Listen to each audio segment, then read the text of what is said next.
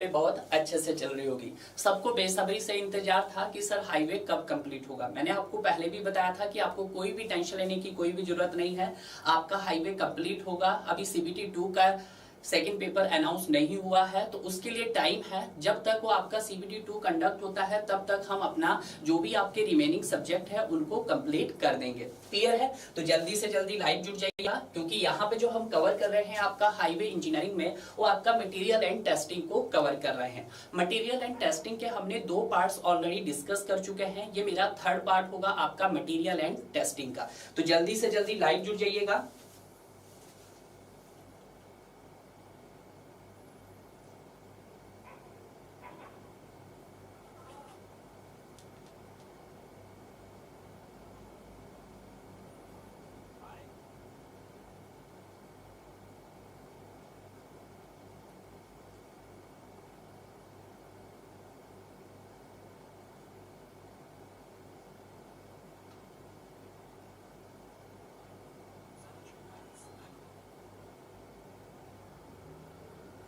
सभी को भाई गुड मॉर्निंग।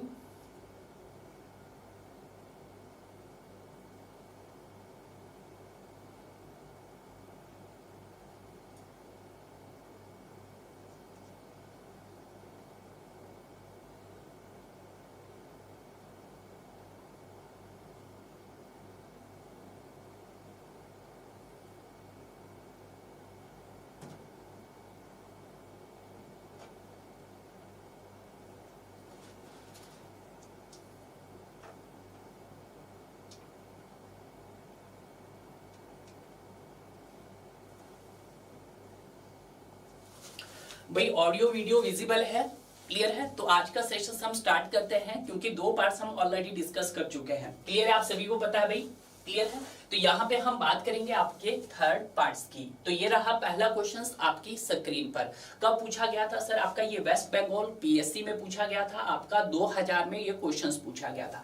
क्वेश्चंस क्या बोल रहा है कि size of aggregate for road construction is determined by, कि जो भी आप रोड एग्रीगेट में जो एग्रीगेट यूज करते हैं वो उसका साइज आप किससे डिटरमाइन कर सकते हैं। पहला ऑप्शन बोल रहा है sir shape of the aggregate से, सेकंड बोल रहा है sir weight of the aggregate से, थर्ड बोल रहा है आपका डेंसिटी ऑफ द एग्रीगेट से, एंड डी बोल रहा है आपका सीव एनालिसिस ऑफ एग्रीगेट से। तो जल्दी से इसका आंसर दीजिएगा, इसका आंसर क्या होगा?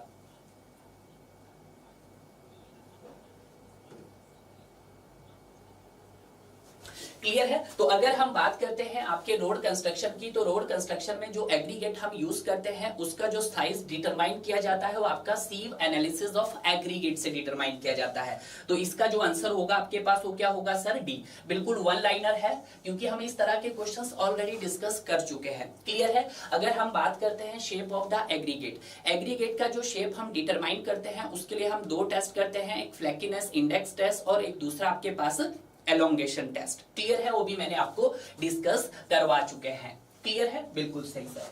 उसके बाद हम बात करते हैं आपके नेक्स्ट क्वेश्चंस की। तो ये रहा सेकंड क्वेश्चंस आपकी स्क्रीन पे। कीजिएगा जरा सेकंड क्वेश्चंस, बहुत ही इंपॉर्टेंट क्वेश्चंस है। इस तरह के क्वेश्चंस अक्सर आपके एग्जाम में पूछे जाते हैं। क्वेश्चंस क्या बोल रहा है? The weight of hammer in impact testing machine, कि जब हम इंपैक्ट टेस्टिंग मशीन का यूज करते हैं तो वहां पे हम एक हैमर यूज करते हैं, उस हैमर का वेट आपको यहाँ पे बताना है। तो सबसे पहले तो आपको पता होना चाहिए कि हम इंपैक्ट टेस्ट किसके लिए यूज करते हैं।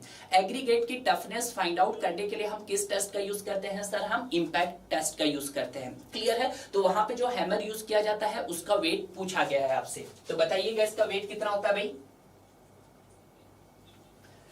क्लियर है? तो देखिएगा, अगर हम बात करते हैं आपके सेकंड टेस्ट की, देखिएगा हम किसकी बात करते हैं? Impact testing machine.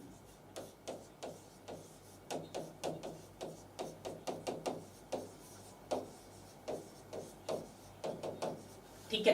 तो पहला पॉइंट तो ये है कि इंपैक्ट टेस्टिंग मशीन का यूज आप क्यों करते हैं? टफनेस को मेजर करने के लिए, यानी कि हम इंपैक्ट को मेजरमेंट करने के लिए। यहां पे जो हम हैमर यूज करते हैं, किसकी बात की जा रही है आपके पास? हैमर की।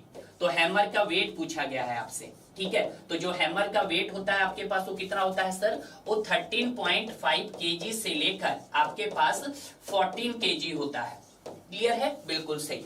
इसी तरह से यहाँ पे कई बुक्स में और ये क्वेश्चन कुछ इस तरह से भी फॉर्म किया जाता है सर, कितना सर? इसको हम ये भी लिख सकते हैं सर 13.75 प्लस माइनस 2.5 kg।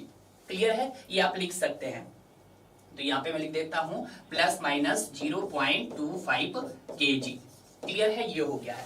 तो यही क्वेश्चंस पूछा है। तो पहला बोला है 12 केजी से 13 केजी, सी ऑप्शन बोल रहा है 1.5 केजी से 17.5 केजी, डी बोल रहा है लेस देन 12 केजी, और बी बोल रहा है आपके पास 13.5 केजी से 14 केजी। तो आपका जो यहाँ पे आंसर होगा वो आपका नियर अबाउट आंसर क्या रहा है sir? B is the right answer, 13.5 kg से 14 केजी। तो यही है आपका। और आज की डेट में इस क्वेश्चंस को चेंज किया गया है, आप कुछ इस फॉर्मेट में पूछा गया जाता है। तो आपका आंसर यहाँ पे भी आप मैच कर सकते हैं 13.75 केजी से प्लस माइनस 0.25 केजी। अगर आप प्लस करोगे तो 14 केजी का हो जाएगा, और अगर आप माइनस करोगे 0.25 केजी तो आपके पास 13.5 होगा। बिल्कुल वही आएगा आपके पास। क्लियर है, बिल्कुल सही। इसके अलावा से आपसे पूछा जाता है फ्री फॉल हाइट। क्या पूछा जाता है? फ्री फॉल हाइट भी पूछा जाता है, तो अभी आप बता दीजिएगा। ठीक है, तो फ्री फॉल हाइट कितनी होती है सर हमारे पास? तो फ्री फॉल हाइट होती है आपके पास 38 सेंटीमीटर। कितनी होती है सर आपके पास? 38 सेंटीमीटर होती है। बट आज की डेट में इसको कुछ अलग तरीके से पूछा जाता है। तो यहाँ पे आपके पास कुछ इस फॉर्मेट में भी याद होना चाहिए। 38 को मैं 380 लिख सकता हूं। ये 38 सेंटीमीटर है, मैंने mm में लिखा है, तो 380 plus minus 5 KG, sorry 5 mm।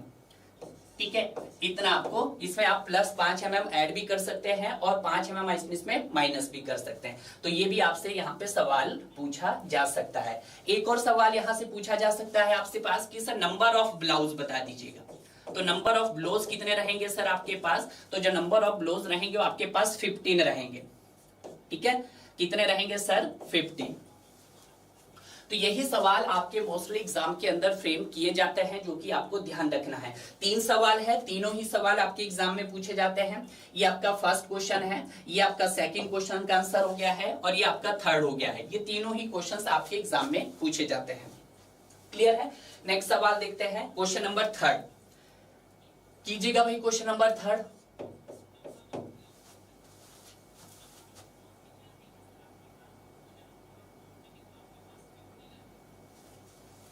ठीक है। उसके बाद बोला है कि बिट्यूमेन इज बीइंग टेस्टेड बाय। तो बिट्यूमेंस के लिए हम बहुत सारे टेस्ट करते हैं, जैसे आपका पेनिट्रेशन टेस्ट हो गया, आपके पास विस्कोसिटी टेस्ट हो गया, आपके पास बहुत सारे टेस्ट यहाँ पे किए जाते हैं। तो यहाँ पे कुछ टेस्ट के नाम दिए गए हैं। पहला बोला है specific gravity test, liquidity test, static impression test, chemical impression test. तो सबसे पहले आपने क्लिक करना सर हम कोई भी केमिकल इंप्रेशन टेस्ट यहाँ पे डिस्कस नहीं करते हैं, तो ये भी नहीं हो सकता है सर। स्टैटिक इंप्रेशन टेस्ट भी हम कवर नहीं करते हैं, और लिक्विडिटी टेस्ट भी यहाँ पर कवर नहीं किया जा सकता है। तो यहाँ पे जो मेरा राइट आंसर हो सकता है वो आपके पास A is the right answer होगा, क्योंकि बिट्यूमेंस के लिए हम स्पेसिफिक ग्रेविटी टेस्ट कर सकते हैं, पेनिट्रेशन टेस्ट कर सकते हैं, डक्टिलिटी टेस्ट कर सकते हैं, फ्लोट टेस्ट कर सकते हैं, स्पेसिफिक ग्रेविटी टेस्ट कर सकते हैं। तो इस कंडीशंस में आपका आंसर क्या हो जाएगा सर? यहाँ पर A is the right answer. तो यहाँ पे हम ए पे क्लिक करेंगे। क्लियर है भाई?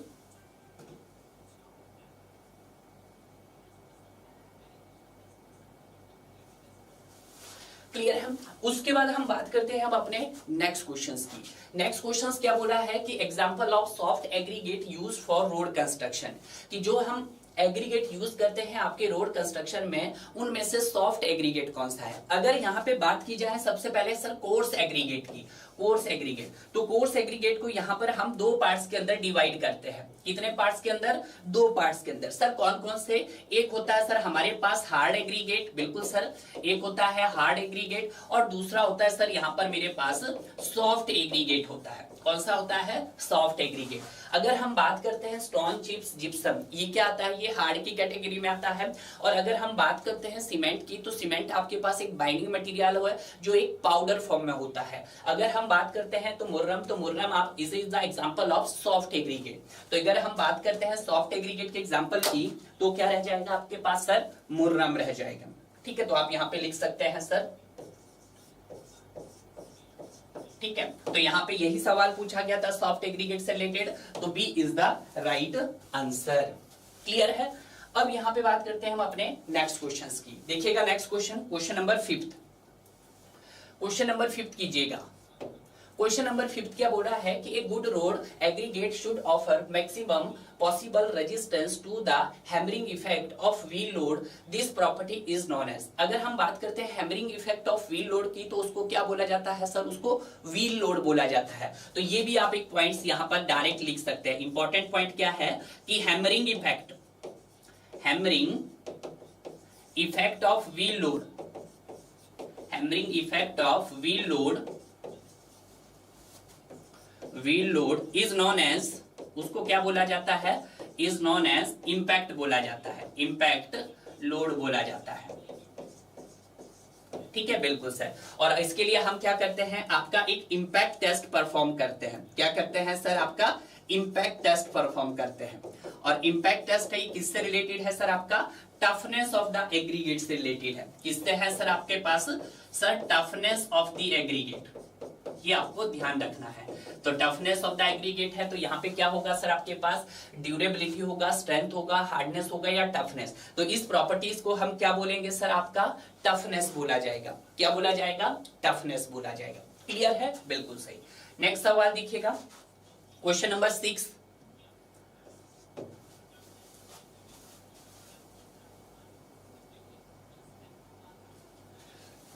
क्वेश्चन नंबर 6 क्या बोला है, the quality of sub grade is termed as excellent, the maximum dry density of varies between. आपको क्या बताना है, सब ग्रेड की मैक्सिमम ड्राई डेंसिटी बताना है।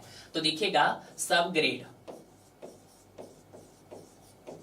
ग्रेड की अगर हम डेंसिटी की बात करते हैं तो इसकी डेंसिटी कितनी होती है सर आपके पास, तो इसकी डेंसिटी होती है हमारे पास, डायरेक्ट याद रखना आपको, 1.75 ग्राम पर सीसी होता है। तो अब आप ऑप्शन चेक कर सकते हैं, 1.2 से 1.4 ग्राम पर सीसी, 1.3 से 1 gram cc, 1.7 to 1.8 gram cc, about 2 gram per cc. तो यहाँ पे डी तो इसका ऑप्शन हो ही नहीं सकता है, क्योंकि 2 से ऊपर तो ये वैल्यू जा ही नहीं रही है।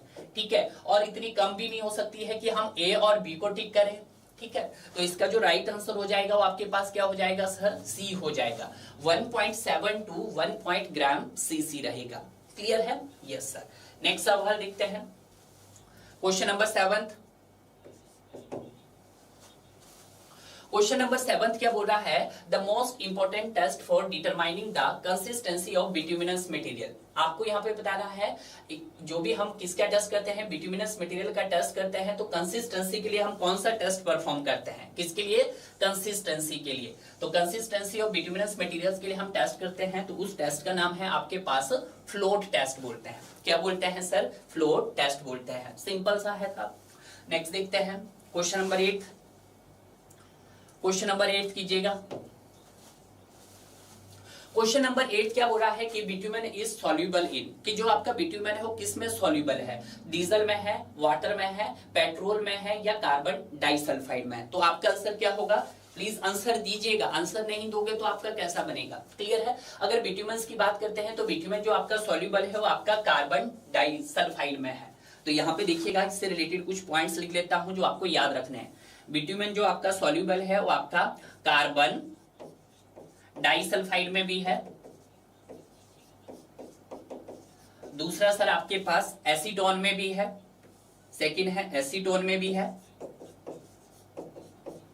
थर्ड किसमें है सर आपका क्लोरोफॉर्म में भी है। ठीक है, तो ये आपको याद रखना है। ये तीनों आज तो आपको पास दिया है कार्बन डाइसल्फाइड, हो सकता है नेक्स्ट टाइम में आपके पास एसीटोन हो सकता है, क्लोरोफॉर्म हो सकता है। तो आपको ये भी याद रखना है कि जो बिट्यूमेन है किस किस में सॉल्युबल है, आपका कार्बन डाइसल्फाइड में सॉल्युबल है, आपका एसीटोन में है और सर आपका क्लोरोफॉर्म में, ईथर में भी है। क्लियर है, तो उसको भी आप याद रख सकते हैं। क्वेश्चन नंबर 9, क्वेश्चन नंबर 9 कीजिएगा। क्वेश्चन नंबर 9 क्या बोल रहा है कि in CBR test the CBR value at 5 mm is greater than CBR that 2.5, कि अगर आपके पास सीबीआर वैल्यू, देखिएगा ये मैं क्वेश्चंस करवा चुका हूं कि सीबीआर 5.0 mm का जब आप पेनिट्रेशन कर रहे हैं और उसकी वैल्यू क्या आ रही है, ग्रेटर देन आ रही है आपके पास सीबीआर वैल्यू 2.5 mm पेनिट्रेशन से, तो उस कंडीशंस में आपका टेस्ट क्या होगा, यही है सवाल। आपको बहुत बारी करवा चुका हूं। तो इस कंडीशन में आपका टेस्ट क्या होगा सर, रिपीटेड होगा। तो टेस्ट क्या किया जाएगा सर, आपका रिपीटेड किया जाएगा। ठीक है, मैं आपको बता चुका हूं। तो आपका आंसर क्या होगा, higher value should be choose, the test should be repeated, या average value of the two should be use. तो आपका क्या होगा sir, test should be repeated. तो B is the right answer. Clear है? Yes sir. नेक्स्ट सवाल, question number 10th, question number 10 कीजिएगा भाई। The minimum ductility value of generally specified in the pavement construction। Minimum ductility value बताना आपको, क्या बताना है, मिनिमम डक्टिलिटी वैल्यू बताइएगा कितनी होती है। अगर हम बात करते हैं मिनिमम, तो मिनिमम होती है आपके पास 50, ठीक है। और अबव अगर हम बात करते हैं अबव 45 ग्रेड के लिए, 45 ग्रेड के लिए वैल्यू कितनी होती है सर आपके पास, 75 होती है। कितनी होती है, 75। तो अगर हम बात करते हैं तो ये आपके पास जो रहेगी, यह रहेगी आपके पास 50 से लेकर 75 के बीच में। क्लियर है? और जनरली जो वेरी करती है हमारे पास, वो कितनी करती है, जनरली वेरीज करती है आपके पास, वो करती है सर 5 सेंटीमीटर से लेकर 100 सेंटीमीटर के बीच में। क्लियर है? बिल्कुल सही। और अगर मिनिमम की बात करेंगे तो आपके पास 50 सेंटीमीटर रहेगा, ठीक है। और अगर आपकी बात करेंगे ग्रेड M45 और उससे अबव के लिए, तो कितनी रहेगी सर, 75 रहेगी। तो यहाँ पे अगर हम बात करते हैं ऑप्शन 75 से 100, 40 से 50, 50 से 75 या 25 से 75, तो आपका आंसर क्या होगा सर, यहाँ पर सी इज द राइट आंसर हो जाएगा। क्लियर है? Yes sir. नेक्स्ट सवाल, क्वेश्चन नंबर नेक्स्ट 11th कीजिएगा भाई। क्वेश्चन नंबर 11th क्या बोला है कि flash point test on bitumen is perform to determine the. देखिएगा भाई, क्लास बहुत दिन बाद हुई है, बहुत सारे स्टूडेंट अभी नहीं आए हैं, तो देखिएगा क्लास अब आपकी डेली रेगुलर होगी। ऐसा मत सोचिएगा कि सर क्लास नहीं होगी, ठीक है। और यहाँ पे मैं गेट और ईएससी स्टूडेंट्स के लिए एक थ्योरी सब्जेक्ट्स भी स्टार्ट करूंगा, जहां पे हम हाईवे इंजीनियरिंग से ही स्टार्टिंग करेंगे आपके पास। तो जो भी स्टूडेंट यहाँ पे 2025 के लिए तैयारी कर रहे हैं, तो उनके लिए हम बहुत जल्द यहाँ पर आपका थ्योरी सब्जेक्ट भी स्टार्ट करेंगे। क्लियर है? तो देखिएगा क्वेश्चंस क्या है कि flash point test on bitumen is perform to determine the, कि जो फ्लैश पॉइंट टेस्ट है वो बिटुमेन्स के लिए क्या परफॉर्म करता है, ठीक है। पहला बोला है lowest temperature at which the material get ignite and burns. देखिएगा लोएस्ट टेम्परेचर तो रहता है, but material gets ignite and burns, नहीं, गलत हो गया है, इग्निएट एंड बर्न नहीं होगा। तो यहाँ पर ए स्टेटमेंट क्या होगी सर आपके पास, फॉल्स हो गया है। अगर हम बी स्टेटमेंट की बात करते हैं, lowest temperature at which the vapour of the substance takes fire in the form of flash, बिल्कुल सही। और अगर हम बात करते हैं बी स्टेटमेंट की, तो बी स्टेटमेंट क्या होगी सर हमारे पास, सर यहाँ पर ट्रू हो गई है।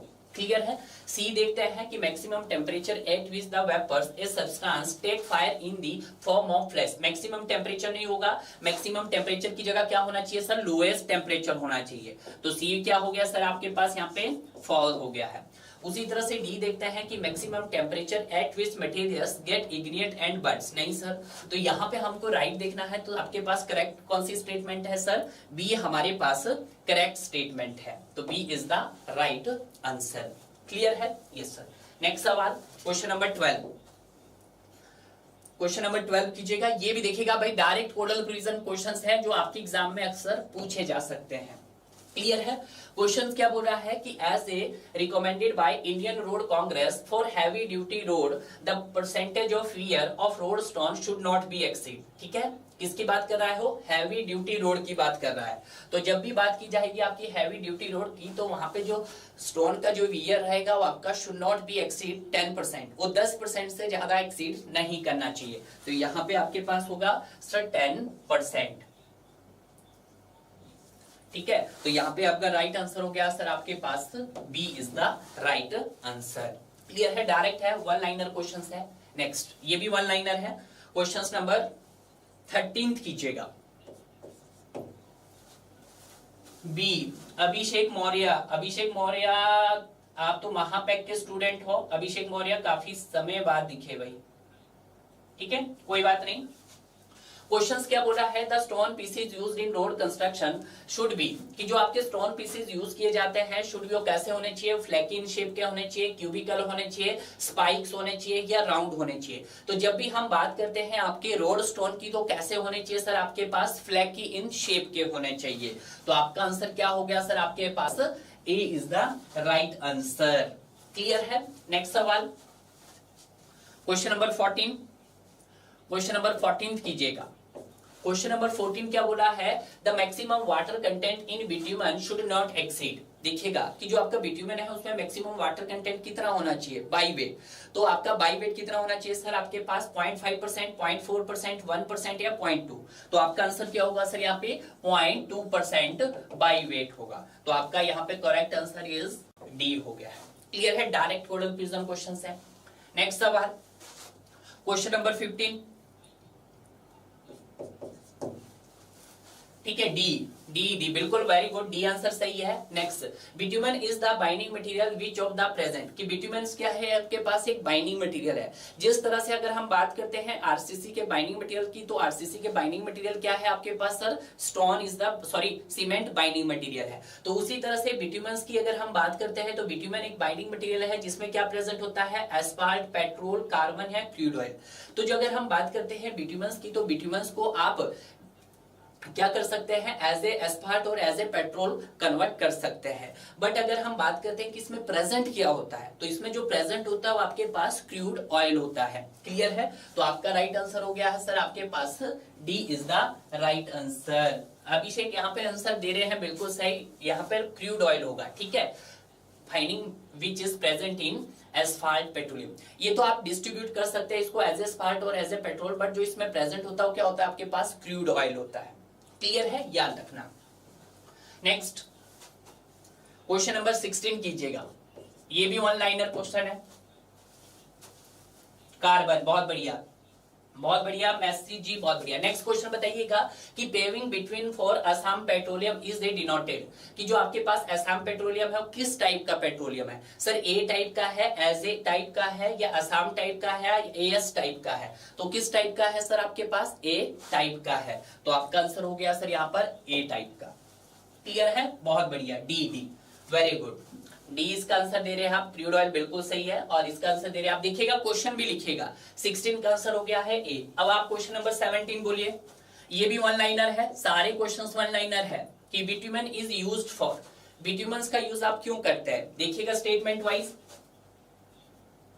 ए टाइप, बहुत बढ़िया अभिषेक मौर्य, ए टाइप। तो अगर हम बात करते हैं bitumen is used for manufacturing, roofing and damp proofing parts, बिल्कुल। अगर हम बात करते हैं बिट्यूमन का यूज हम रोड कंस्ट्रक्शन में कर सकते हैं एज ए किसके? डैम प्रूफिंग के लिए कर सकते हैं, रूफिंग के लिए कर सकते हैं, सीलिंग के लिए कर सकते हैं, और इसका यूज हम जो आपके पास हीटिंग इंसुलेशन मटेरियल होते हैं उसके लिए भी करते हैं। तो बताइएगा, पहला बोला है manufacturing, roofing and dumping proof के लिए करते हैं, बिल्कुल सही है सर। तो यहाँ पे हम इसको टी लिखेंगे, ट्रू है। सेकंड बोल रहा है सीलिंग एक्यूमुलेटर्स एंड बैटरीज के अंदर करते हैं, बिल्कुल सही सर, ये भी ट्रू है। और अगर हम बात करते हैं सी ऑल ऑफ दिस पे अभी हम नहीं जाएंगे क्योंकि हम डी स्टेटमेंट पढ़ना पड़ेगा। Heating insulation material for holding, बिल्कुल सर ये भी सही, टी है, सही है। तो आपका राइट आंसर क्या हो जाएगा sir? C is the right answer. Clear है? बहुत बढ़िया। 17 का आंसर क्या हो गया है? सी हो गया है। क्लियर है? नेक्स्ट सवाल, वेरी गुड, बहुत बढ़िया भाई। इसी तरह से क्वेश्चन के आंसर दीजिएगा। डेली क्लास होगा अब आपका, ठीक है। और यहाँ पे जो डेली क्लास होगा ना, अब आपका थ्योरी क्लास भी मैं आपका लूंगा। हाईवे इंजीनियरिंग को हम थ्योरी क्लास में स्टडी करेंगे। जो बच्चा यहाँ पर गेट, ईएससी, स्टेट एईजेई और एसएससी की तैयारी कर रहा है उसके लिए बहुत जल्दी यहाँ पे हम एक नया सब्जेक्ट लेकर आ रहे हैं। बिल्कुल जीरो से लेकर आपको हीरो तक वहां पे पढ़ाया जाएगा। क्लियर है? क्वेश्चंस क्या बोल रहा है कि when the bitumen is being distillated to a defined viscosity of penetration without further treatment is known as, तो उसको क्या बोलेंगे? प्लास्टिक बिट्यूमन बोलेंगे, कट बैक बिट्यूमन बोलेंगे, स्ट्रेट रन बिट्यूमन बोलेंगे, या ब्लाउन बिट्यूमन बोलेंगे। यहाँ पे मैंने आपको ब्लाउन बिट्यूमन के बारे में ऑलरेडी डिस्कस कर चुके हैं, कट बैक बिट्यूमन के बारे में ऑलरेडी हम डिस्कस कर चुके हैं। अब बचता है प्लास्टिक बिट्यूमन और स्ट्रेट रन बिट्यूमन। यहाँ पे क्या बोला है? Without further treatment. अगर विदाउट फर्दर ट्रीटमेंट बोल रहा है तो इसी को हम क्या बोलते हैं सर? स्ट्रेट रन बिट्यूमन बोलते हैं। क्या बोलते हैं? स्ट्रेट रन बिट्यूमन बोला जाता है। वेरी गुड, बहुत बढ़िया। यहाँ पे आंसर दे रहे हैं अभिषेक मौर्य, बहुत बढ़िया, मजा आ रहा है। ठीक है, नेक्स्ट सवाल क्वेश्चन नंबर 19 या क्वेश्चन नंबर 19 कीजिएगा। क्वेश्चन नंबर 19 क्या बोल रहा है? Which of the following test does not penetrate bitumen testing। इसमें से बताना है कि कौन सा आपके पास बिट्यूमेन का टेस्ट नहीं है। तो मैंने आपको पहले भी बताया था कि बिट्यूमन्स का जब हम टेस्ट करते हैं तो बहुत सारे टेस्ट आते हैं, specific gravity test, viscosity test, penetration test, softening point test, सारे टेस्ट हमने देखा था। तो यहाँ पे बोल रहा है flash and fire point test, ये also test for bitumens, viscosity test also test for bitumens, penetration test also bitumen test. तो तीनों तो बिट्यूमन टेस्ट है, तो उसने बोला नॉट पर्टेंट, कौन सा नहीं है सर? यहाँ पे तो सारे हैं, तो ऑप्शन बोल रहा है नन ऑफ दीज। तो आपका आंसर क्या हो गया यहाँ पर सर? डी हो गया है, नन ऑफ दीज। बहुत बढ़िया, वेरी गुड, बहुत बढ़िया, जल्दी जल्दी बन रहा है भाई सवाल। Question number next, question number 20 कीजिएगा। क्वेश्चन नंबर 20 क्या बोल रहा है कि for the bituminous materials vacuum capillary viscometers are used. किसकी बात की जा रही है यहाँ पर? वैक्यूम कैपिलरी विस्कोमीटर की बात की जा रही है। वैक्यूम कैपिलरी विस्कोमीटर्स बहुत इंपॉर्टेंट क्वेश्चन है, अक्सर आपके एग्जाम में पूछा जा सकता है, सब है, बहुत बढ़िया। तो अगर हम बात करते हैं वैक्यूम कैपिलरी विस्कोमीटर, तो उसका यूज हम किसके लिए करते हैं सर? अल्टीमेट विस्कोसिटी के लिए करते हैं। किसके लिए? अल्टीमेट विस्कोसिटी के लिए करते हैं। और अल्टीमेट विस्कोसिटी को हम एज ए एब्सोल्यूट विस्कोसिटी भी बोल सकते हैं डियर। क्लियर है? तो ये पॉइंट्स आपको याद रखना कि जो आपके पास एब्सोल्यूट विस्कोसिटी होता है उसी को हम अल्टीमेट विस्कोसिटी भी बोल सकते हैं। तो ये भी आप कंफ्यूज नहीं होना।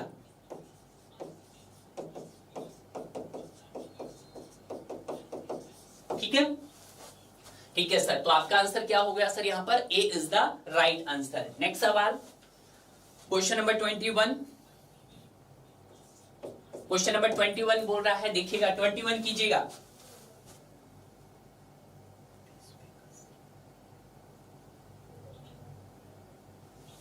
20 का सी बोल रहे हैं। बोथ नहीं होगा, इंडस्ट्रियल विस्कोसिटी नहीं होगा, एब्सोल्यूट विस्कोसिटी या अल्टीमेट विस्कोसिटी। ठीक है, next, aggregate crushing value of road aggregate for use in base course should not B. Base course के लिए बताया जा रहा है, तो जल्दी बोलिएगा।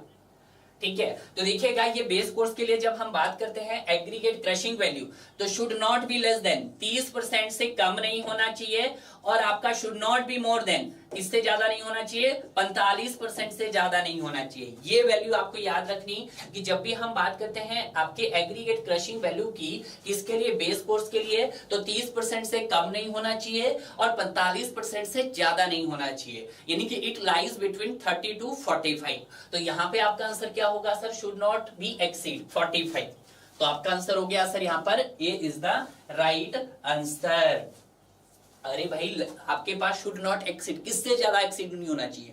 45 से ज्यादा, और किससे कम नहीं होना चाहिए? 30 से कम। तो यहां तो ज्यादा पूछा है ना भी आपसे, तो ए होगा आपका आंसर। ठीक है, नेक्स्ट 22।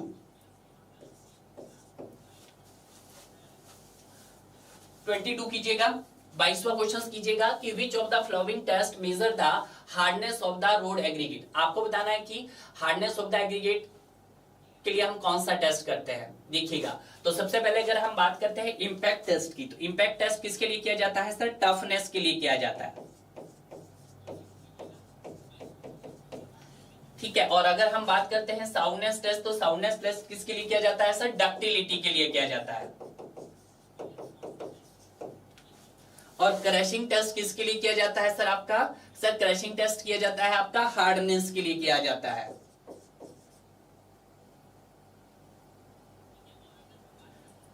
सॉरी, इंपैक्ट के लिए, सॉरी। ठीक है, तो इंपैक्ट टेस्ट सर टफनेस के लिए किया जाता है, साउंडनेस आपका डक्टिलिटी के लिए किया जाता है।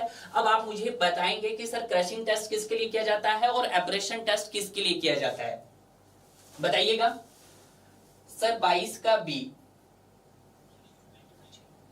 22 का बी बोल रहे हैं, वेरी गुड, बिल्कुल। तो क्रशिंग टेस्ट किसके लिए करते हैं? स्ट्रेंथ के लिए, बताइएगा। क्रशिंग टेस्ट किसके लिए करते हैं? स्ट्रेंथ टेस्ट के लिए करते हैं या किसके लिए? आप आंसर मुझे बताइएगा।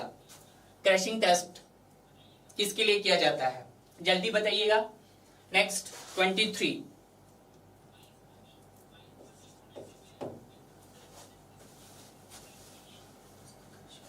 ओके, क्रशिंग के किसके लिए सर? स्ट्रेंथ के लिए। ठीक है, देखिएगा नेक्स्ट क्वेश्चन कीजिएगा। The impact value for the aggregate use for concrete for the construction of wearing surface such as pavement, roadway and runway shall not exceed. किसकी बात कर रहा है सर यहाँ पर? ये बोल रहा है वेयरिंग सरफेस के लिए, वेयरिंग सरफेस के लिए बोल रहा है, जहां पर पेमेंट रोड और runway should not be exceed, किससे ज्यादा एक्सीड नहीं होना चाहिए? 60%, 50%, 40% या 30%? बोलिएगा, किससे कम नहीं होना चाहिए सर? बहुत बढ़िया अभिषेक मौर्य, स्ट्रेंथ वेरी गुड यार, बहुत बढ़िया। तो आपके पास किससे ज्यादा नहीं होनी चाहिए sir? Should not be exceed 30%, 30% से एक्सीड नहीं होनी चाहिए। तो आपका आंसर हो गया सर यहाँ पर डी। क्लियर है? नेक्स्ट क्वेश्चन नंबर 24, 30%, बहुत बढ़िया। 24 कीजिएगा, the penetration test of bitumen is done under the load of 100 gram per cc eight a temperature. जब आप पेनिट्रेशन टेस्ट करते हैं तो वहां पे जो लोड लिया जाता है आपका स्टैंडर्ड लोड कितना होता है सर? 100 ग्राम्स का होता है। टेम्परेचर कितना मेंटेन किया जाता है? एज ए रूम टेम्परेचर पे मेंटेन किया जाता है। और रूम टेम्परेचर आप कितना कंसीडर करते हैं सर? आप 25 डिग्री कंसीडर करते हैं। क्लियर है? और यहाँ पे जो टाइम रहता है वो आपका कितना रहता है सर? आपका वो 5 सेकेंड का रहता है। तो आपका आंसर क्या हो गया सर? बहुत बढ़िया। कितना आंसर हो गया सर? 5 सेकेंड का हो गया है। क्लियर है? तो देखिएगा, अगर मैं बात करता हूं किसकी? पेनिट्रेशन टेस्ट की। देखिएगा ये इंपॉर्टेंट है, पेनिट्रेशन टेस्ट की अगर हम बात करते हैं तो पेनिट्रेशन टेस्ट में जो लोड होगा आपके पास वो कितना होगा सर? वो 100 ग्राम होगा। और अगर हम बात करते हैं यहाँ पे टेम्परेचर की तो टेम्परेचर 25 डिग्री सेल्सियस होगा। और अगर हम बात करते हैं टाइम की तो टाइम यहाँ पर आपके पास 5 सेकेंड का होगा। टाइम कितना होगा सर? 5 सेकेंड का होगा। तो आपका आंसर हो गया सर यहाँ पर सी। नेक्स्ट सवाल 25 कीजिएगा। 25 in a laboratory CBR usually is selected, कि जब आप लेबोरेटरी में सीबीआर टेस्ट परफॉर्म करते हैं, ठीक है, तो वहां पे आप कौन सा पेनिट्रेशन सिलेक्ट करते हैं सर? 2.0 mm का पेनिट्रेशन या 2.5 mm का पेनिट्रेशन या 3 mm का पेनिट्रेशन या 3.5 mm पेनिट्रेशन? तो आपको मैंने अभी बताया कि जो आपका सीबीआर टेस्ट होता है, सीबीआर में हम 2 पेनिट्रेशन परफॉर्म करते हैं सर। कौन कौन सी पेनिट्रेशन रहती है? एक सर 2.5 mm की पेनिट्रेशन रहती है और दूसरी सर 5.0 mm की पेनिट्रेशन रहती है। तो अगर हम बात करते हैं सर, पहला ऑप्शन तो आपका हो ही नहीं सकता, सी ऑप्शन भी हो ही नहीं सकता और डी ऑप्शन भी आपका नहीं हो सकता है। ठीक है, बचता कौन सा है सर? आपका एक ही ऑप्शन बचता है, तो बचता है सर आपका बी। तो यहाँ पे B is the right answer. Clear है? नेक्स्ट सवाल क्वेश्चन नंबर 26, ये इंपॉर्टेंट है।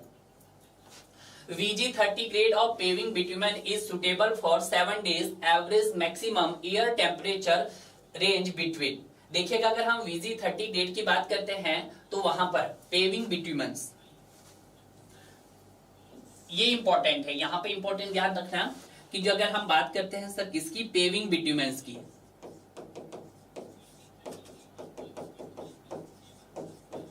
ठीक है, तो यहाँ पे आपके पास जो ग्रेड रहते हैं वो आपके पास सर VG10 रहते हैं। VG10 होता है आपके पास, VG10, और दूसरा सर आपके पास VG20 और तीसरा आपके पास VG30 होता है। अगर मैं बात करता हूं इनके टेम्परेचर्स की तो ये इंपॉर्टेंट है, इनका टेम्परेचर कितना रहता है। अगर हम VG10 की बात करते हैं तो लेस देन 10 डिग्री सेल्सियस रहता है। और अगर हम बात करते हैं दूसरे की मतलब VG20 की तो इसका रहता है सर 30 से 38 डिग्री सेल्सियस रहता है। और अगर हम VG30 की बात करते हैं तो इसका सर 38 से 45 डिग्री सेल्सियस रहता है। ठीक है, बिल्कुल सही। ध्यान रखना, VG10 का sir less than 10 degree Celsius, VG20 का सर 30 से 38 डिग्री सेल्सियस और VG30 का सर 38 से 45 डिग्री सेल्सियस रहता है। और अगर हम बात करते हैं VG40 की, एक और ग्रेड ले लेते हैं हम सर VG40, और VG40 का क्या होता है आपके पास सर? ये होता है मोर देन 45 डिग्री सेल्सियस। और अगर हम बात करते हैं VG10 की तो इसी को हमारे पास एज ए IS स्टैंडर्ड माना गया है। ठीक है, ये आपको ध्यान रखना है। क्लियर है? तो यहाँ पे आपका आंसर क्या होगा सर? आपके पास VG30 की बात कर रहा है तो VG30 का सर 38 से 45, तो 38 से 45 आपको कहाँ मिल रहा है सर? आपका ऑप्शन सी में मिल रहा है। ठीक है भाई, बिल्कुल सही सर। क्लियर है? Next question number 27, the flash point temperature degree Celsius of paving grade of bitumen as per the Indian standard. देखिएगा यहाँ पे पहला तो आपको याद रखना किसकी बात की जा रही है, पेविंग ग्रेड ऑफ बिट्यूमन्स की बात की जा रही है। और पेविंग ग्रेड ऑफ बिट्यूमन्स आपके पास कौन कौन से होते हैं सर, VG10, VG20, VG30 और VG40।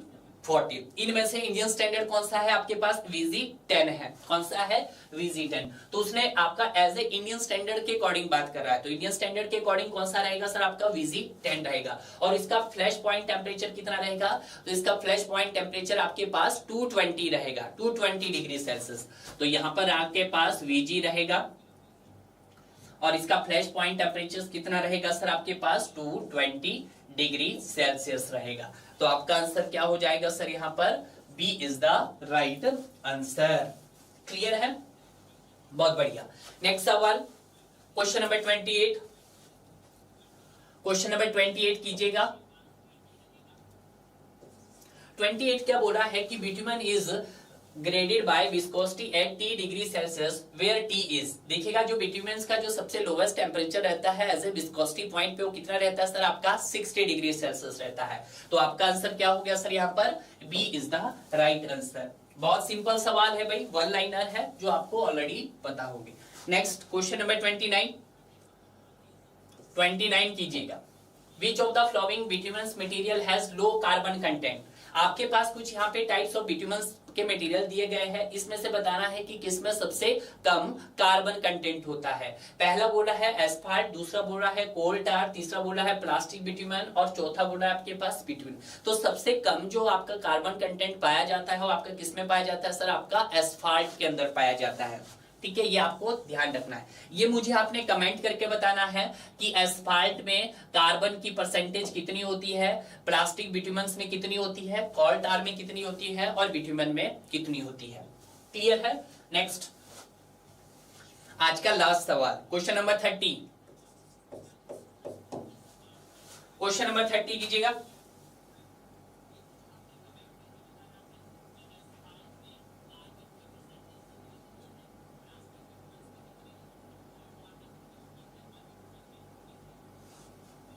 ठीक है, तो बताइएगा, Los Angeles abrasion value of good quality pavement material should not be less than, किससे कम नहीं होनी चाहिए, गुड क्वालिटी पेमेंट में सर 30% से कम नहीं होनी चाहिए। ठीक है, तो आपका आंसर सर A 10 होगा, B 20 होगा, C 30 होगा, D 40 होगा। तो सर आपकी किससे कम नहीं होनी चाहिए सर, आपकी 30 से कम नहीं होनी चाहिए।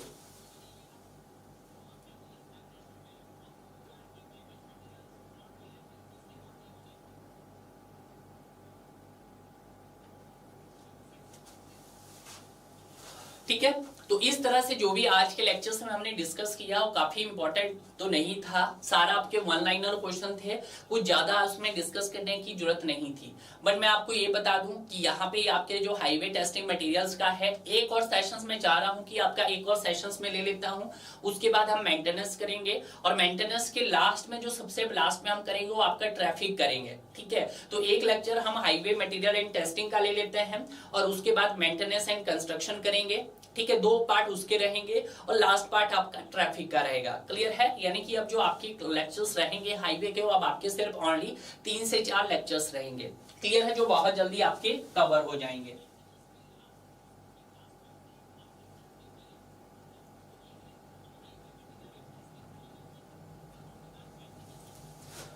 ठीक है भाई, तो आज का सेशंस को मैं यहीं पे एंड करता हूं। मिलते हैं हम आपको भाई, इसकी PDF मैं आपको दे दूंगा।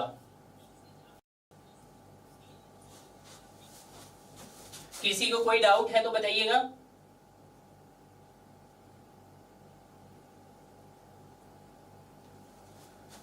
आपके लिए ऑप्शन है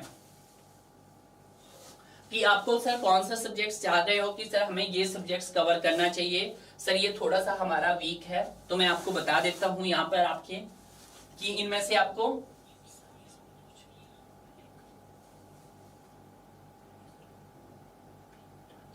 देखिएगा, यहाँ पे अभिषेक मौर्य अभी इसका न्यूमेरिकल देखेगा, अगर इससे रिलेटेड जो न्यूमेरिकल हो गए वो आपको लास्ट सेशंस के अंदर देखने को मिलेंगे। वैसे तो न्यूमेरिकल नहीं आते उतने, जो भी न्यूमेरिकल होगा वैसे मैंने करवा लिया है। अगर आपने दोनों पार्ट्स मैंने कवर किए होंगे तो वहां पे मैंने न्यूमेरिकल भी करवाए हैं। ठीक है, जो आपका लॉस ऑफ एग्रीगेट से रिलेटेड जो भी न्यूमेरिकल आता है वो हमने सॉल्व किया है, और जो आपके न्यूमेरिकल अगर रह भी जाते हैं तो उसको मैं लास्ट सेशंस में आपके कवर करने की कोशिश करूंगा। क्लियर है? तो देख लेते हैं यहाँ पर हम कि आपके लिए हम एक नई सीरीज स्टार्ट करेंगे। उस सीरीज में आपको दिखेगा कौन कौन से सब्जेक्ट्स यहाँ पे हम कवर कर सकते हैं। आपके पास यहाँ पे आरसीसी हो गया है, आपके पास sir design of steel structure हो गया है, आपके पास टॉस हो सकता है, आपके पास इन्वायरमेंटल इंजीनियरिंग हो सकता है, और आपके पास सर यहाँ पर हाईवे इंजीनियरिंग हो सकती है। क्लियर है? इन सब्जेक्ट्स में से आपका कोई ना कोई सब्जेक्ट 2025 के लिए, हम जो भी स्टूडेंट यहाँ पे 2025 के लिए जा रहे हैं, ठीक है, अभी कॉलेज के 3rd ईयर में हैं, वो तैयारी करना चाहते हैं, तो यहाँ से हम स्टार्ट कर रहे हैं। ठीक है, आप चाहो सर कौन सा सब्जेक्ट हमें कवर करना है, सर आपको हाईवे इंजीनियरिंग ही हमें करवा दीजिएगा, या इन्वायरमेंटल इंजीनियरिंग चाह रहे हो, या थ्योरी ऑफ स्ट्रक्चर्स, या डिजाइन ऑफ स्टेल स्ट्रक्चर्स, या आपका आरसीसी चाह रहे हो, तो यहाँ से हम एक सब्जेक्ट आपका स्टार्ट करेंगे। और वो जो सब्जेक्ट होगा ना आपका, बिल्कुल आपका 0 लेवल से होगा, ऐसा नहीं कि आपको हम वहां पे कवर नहीं करवाएंगे। और वहां पे शायद ही लेक्चर कुछ इस तरह से होगा कि आपको क्वेश्चंस कवर करने की जरूरत नहीं होगी। ठीक है, क्योंकि यहाँ पे हमने उस लेक्चर्स को इसी तरह से बनाने की कोशिश की है कि जो भी आपके क्वेश्चंस फॉर्मेट पूछे जाते हैं वो क्वेश्चंस हम आपके टॉपिक के साथ ही कवर कर देंगे। ठीक है, यानी कि जो थ्योरी रहेगी हमारी वो इतनी इंपॉर्टेंट रहेगी कि उस थ्योरी का आपको क्वेश्चंस देखने को मिलेगा। तो अगर आपने हमारी थ्योरी पार्ट्स को बहुत अच्छे से कवर किया होगा तो मुझे भी नहीं लगता कि आपकी किसी भी क्वेश्चंस में कोई प्रॉब्लम्स होगी। तो बेटर होगा कि जो यहाँ पे 2025 के लिए तैयारी कर रहा है, वो चाहे गेट एग्जाम हो या इंजीनियरिंग सिविल सर्विसेज हो, एसएससी जेई हो, या कोई भी स्टेट एजे की तैयारी कर रहा है, ये सीरीज उन सभी स्टूडेंट्स के लिए होने वाली है। क्लियर है? अब जो टाइम रहेगा वो आप पे डिपेंड करेगा कि आप कौन सा टाइम आपको शूट रहेगा, मॉर्निंग सेशंस रहेगा या इवनिंग सेशन रहेगा। बट जो मैं आपको सेशंस लाना चाहता हूँ, थोड़ा सा मैं आपको नाइट सेशंस लाना चाहता हूँ, क्योंकि नाइट में लोग क्या करते हैं, थोड़े से लेजी टाइप के हो जाते हैं और उनको नींद आना शुरू हो जाती है। तो मैं आपका जो एक सेशंस रहेगा कुछ ऐसे टाइम पे स्टार्ट करना चाह रहा हूं, या तो रात के 10 बजे स्टार्ट किया जाए उस सेशंस को, ताकि आप अलर्ट रहें। सोने से पहले अगर आप उस टॉपिक या उस सब्जेक्ट्स को कवर कर लोगे तो आपके माइंड्स में काफी लॉन्ग टाइम तक आप उस सब्जेक्ट्स को लर्न कर सकते हैं। बहुत सारी चीजें आपको ऐसे डिस्कस करवाऊंगा जो शायद ही आज तक आपने नहीं पढ़ी होगी। क्लियर है? आपको कोई भी दूसरी बुक्स को पढ़ने की जरूरत नहीं है अगर आप हमारे उस लेक्चर्स को कवर कर लोगे। तो मोस्टली यहाँ पे मैं उन्हीं स्टूडेंट्स का स्वागत करूंगा जो यहाँ पे अब कॉलेज के 3rd ईयर में हैं, या कुछ ऐसे स्टूडेंट जो आपके ड्रॉप आउट ले चुके हैं और उनका वो सब्जेक्ट हो सकता है वीक है, किन्हीं कारणवश उन्होंने नहीं पढ़ा है, तो वो भी उस सब्जेक्ट्स को पढ़ सकते हैं। क्लियर है? तो आज के सेशंस हम यहीं पे एंड करते हैं।